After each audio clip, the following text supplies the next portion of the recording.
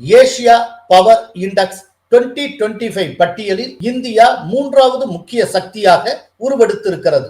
Operation Sindoor நடவடிக்கை மூலம் India தனது ராணுவ பலத்தை சர்வதேச அளவில் நிரூபித்துள்ளதை அடுத்து இந்த அங்கீகாரம் கிடைத்திருக்கிறது.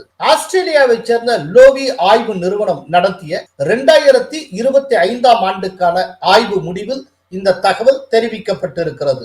அதில் அமெரிக்கா 80.5 புள்ளிகளுடன் முதல் இடத்தில் உள்ளது. சீனா 73.7 புள்ளிகளுடன் இரண்டாவது இடத்தில் உள்ளது. இந்தியா 40 புள்ளிகளுடன் மூன்றாவது இடத்தை பிடித்துள்ளது. 40 புள்ளிகளை பெற்றதன் மூலம் ஆசியாவின் முக்கிய சக்தியாக இந்தியா உருவெடுத்திருக்கிறது. பொருளாதார திறனை வளர்த்து கொண்ட நாடுகள் பிரிவில் ஜப்பானை பின்னுக்கு தள்ளி மூன்றாவது இடத்திலிருந்து முதலிடத்துக்கு வந்திருக்கிறது இந்தியா. வெளிநாடுகளில் இருந்து அதிக முதலீடுகளை ஈர்க்கும் நாடுகளில் சீனாவை விட இந்தியா முன்னேறி உள்ளதாக ஆய்வு தெரிவிக்கிறது.